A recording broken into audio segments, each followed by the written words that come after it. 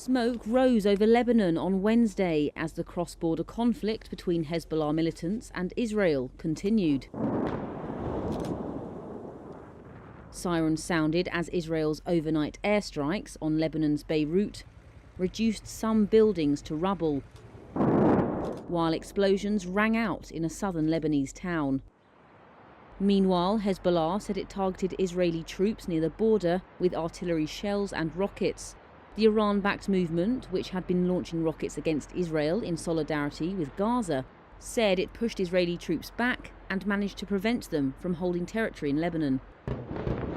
The conflict has escalated dramatically in recent weeks. Israel has carried out a series of assassinations of top Hezbollah leaders, and after launching ground operations, Israeli troops are now clashing with militants on the ground. It's raised fears that both Iran and Israel's superpower ally, the US, could be sucked into the conflict. Israel's bombardment of Lebanon has killed more than 2,100 people, most of them in the last 2 weeks. It has forced 1.2 million people from their homes. Israel says it has no choice but to strike Hezbollah so that tens of thousands of Israelis can return to homes they fled under rocket fire.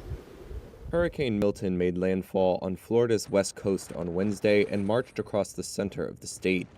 The storm so far has whipped up deadly tornadoes, destroyed homes, and knocked out power to nearly 2 million customers. The U.S. National Hurricane Center said Milton made landfall around 8:30 p.m. as a Category 3 hurricane south of Tampa Bay with maximum sustained winds of 120 miles per hour. By 11 p.m., wind speeds had reduced to 105 miles per hour, dropping Milton to a Category 2. A flash flood emergency was in effect for the Tampa Bay area, including the cities of Tampa, St. Petersburg, and Clearwater, with St. Petersburg getting over 16 inches of rain on Wednesday, according to the NHC. Eyewitness video verified by Reuters showed strong winds there ripping pieces off of the roof of Tropicana Field Stadium, where the Tampa Bay Rays baseball team plays. Milton's eye landed in Siesta Key, a barrier island town of some 5,400 off Sarasota, about 60 miles south of Tampa Bay, where it had been thought the storm would land. Governor Ron DeSantis said he hoped Tampa Bay could avoid major damage, and that the worst of the predicted storm surge could be avoided thanks to the landfall coming before high tide. Forecasters said seawater could still rise as high as 13 feet. DeSantis reported Milton had also spawned at least 19 tornadoes that caused damage in numerous counties, destroying around 125 homes. NBC News said that at least 2 deaths were reported at a retirement community following a suspected tornado in Fort Pierce on Florida's eastern coast. Milton was expected to cross the Florida peninsula overnight and emerge into the Atlantic, still with hurricane force, on Thursday. You gotta get out and vote. U.S. Republican presidential candidate Donald Trump and his Democratic rival Vice President Kamala Harris are campaigning around the country as the November 5th election approaches. And with your help in November, we will win. But the winner of the White House isn't decided by the popular vote. It's determined by which candidate can amass enough votes from what is called the Electoral College. When voters cast ballots for a presidential and vice presidential candidate, they are actually voting for a group or slate of electors. Each state in the U.S. has apportioned a certain number of electors. Nathaniel Burkhead is a professor of political science at Kansas State University. The way that it works is rather than having a national popular vote, each state has a given set of electors, and the majority of the candidate who gets the majority in that state will then have those electors meet in what we call a college to actually formally cast a vote for president. Electors are typically party loyalists who pledge to support the candidate who gets the most votes in their state. Each elector represents 1 vote in the Electoral College. Nationally, there are a total of 538 electors who make up the Electoral College, and a candidate needs the support of 270 to win the White House. Congress officially counts the votes after all 50 states have made their selections. This will happen on December 17th this year. The votes for President of the United States are as follows. Joseph R. Biden, Jr. of the state of Delaware has received 306 votes. Donald J. Trump of the state of Florida has received 232 votes. The system mandated by the U.S. Constitution was a compromise between the nation's founders, who debated whether the president should be picked by Congress or through a popular vote. The number of electors that each state receives is based on the number of representatives it has in Congress, which is based on the size of its population. Wyoming is the least populous state, and California is the most. So Wyoming has one member of the House of Representatives and 2 senators. That means that they've got 3 electoral college votes. By contrast, California, which is very populous, has, I believe, 52 representatives and then 2 senators. So they have 54 electoral college votes. Winning a state by a large margin is the same as winning by 1 vote. So campaigns tend to focus on states where a small shift can deliver all of its electoral votes. In the current election, battleground states include Pennsylvania and Georgia, among others. In 2000, Republican George W. Bush won the presidency but lost the popular vote. In 2016, Republican Donald Trump did the same, sparking calls for reforms to the winner-take-all system of electoral college votes in all but 2 U.S. states. Congress tried to repair flaws that were exposed after the 2020 election, when Trump falsely claimed he won and protesters stormed the Capitol seeking to overturn the result. In 2022, Congress passed the Electoral Count Reform Act to clarify that each state's governor or other official chosen by the state will certify the state's election results before they are delivered to Congress. Abolishing the Electoral College would require a constitutional amendment.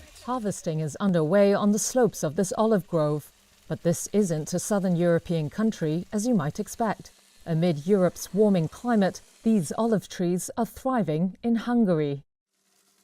Near the city of Pécs, Gabor Stix has been experimenting with an olive grove for years. Stix cultivates trees for sale and expects all those grown this year to be sold by March. They love this climate, he says. And according to him, the country's olive tree industry is gaining popularity. There are more and more of us. It's not just 1 or 2 people getting into it. We are growing exponentially.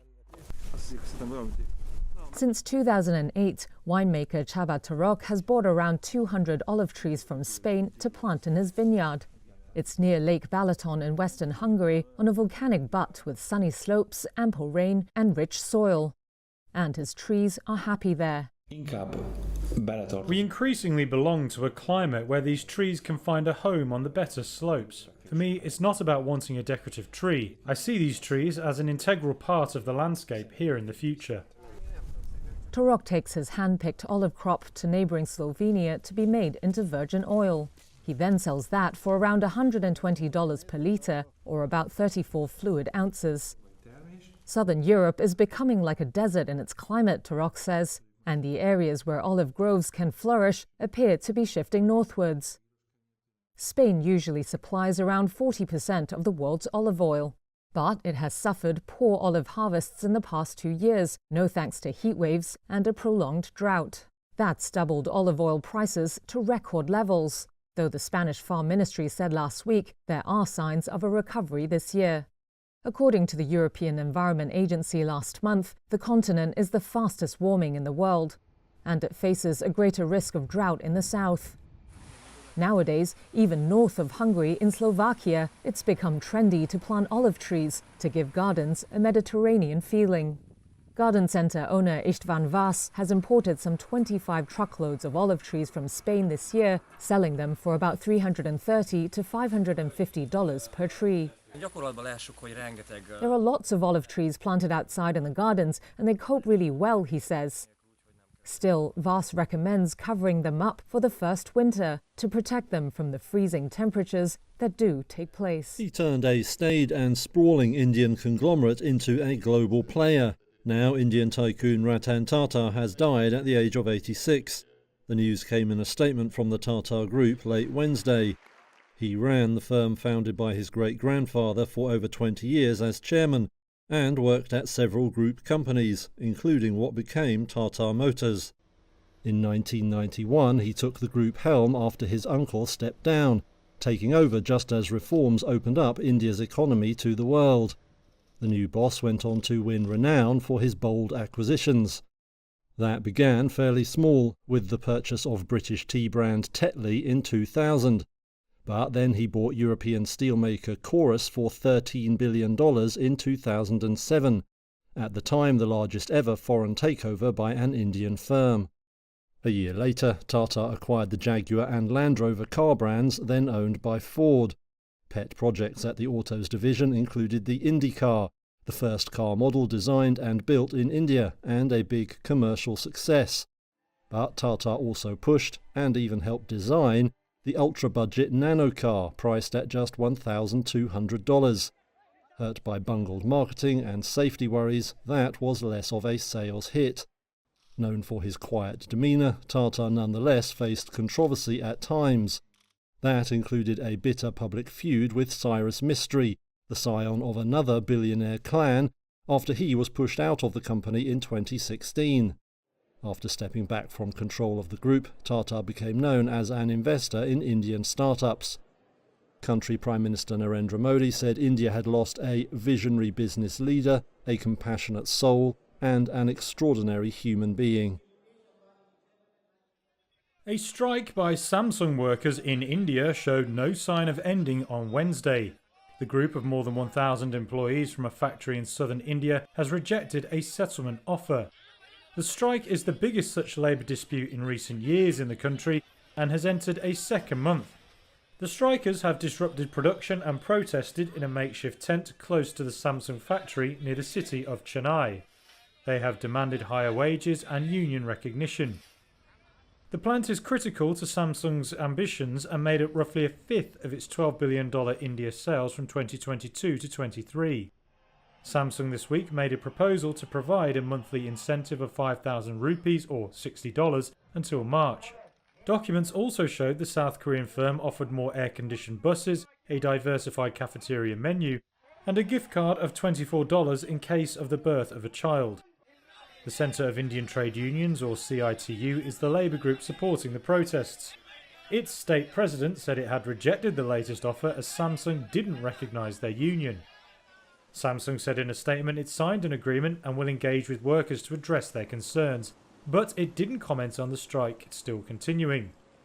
The union said Samsung workers earn $300 on average each month and want a raise of around $428 spread over 3 years.